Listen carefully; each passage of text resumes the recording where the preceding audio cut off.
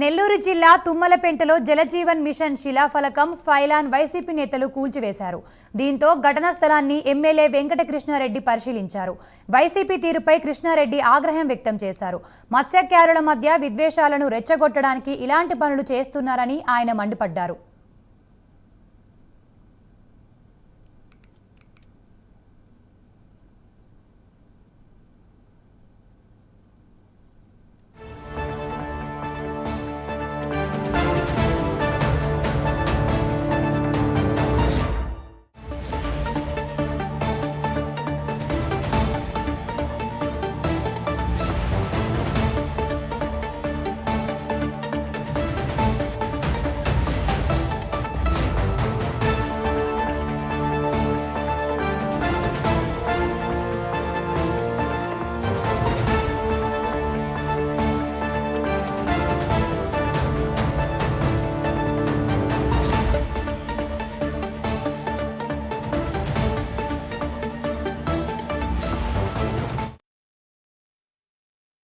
సంవత్సరంలో కావలి పట్టణ నడిబొడ్డు ఉన్నటువంటి పైలాన్ని ఏ విధంగా కూల్చారో అదే విధంగా ఈ రోజున తుమ్మలపెంట సెంటర్ లో ప్రభుత్వ స్థలంలో వాళ్ళ ప్రభుత్వ హయాంలో కీర్తిశేషులైనటువంటి మేకపాటి గౌతమిరెడ్డి గారు చేతుల మీదుగా ప్రారంభించినటువంటి శిలాఫలకాన్ని రాజు యొక్క ఆలోచనల మేరకు యానాది అనేటువంటి ఒక బ్రోకర్, రియల్ ఎస్టేట్ బ్రోకర్ గా ఉన్నటువంటి బ్రోకర్ చేతుల మీదుగా జకరయ్యని గతంలో మా తెలుగుదేశం కార్యకర్త మీద పోటీ చేసి ఓడిపోయినటువంటి జకరయ్య ఆధ్వర్యంలో జేసీబీని ట్రాక్టర్ ని పెట్టి ప్రభుత్వ స్థలంలో ఆర్ఎన్బి స్థలంలో ఏర్పాటు చేసినటువంటి శిలాఫలకాన్ని అర్ధరాత్రి కరెంటు లైట్లన్నీ ఆర్పి దుర్మార్గంగా శిలాఫలకాన్ని ధ్వంసం చేశారు.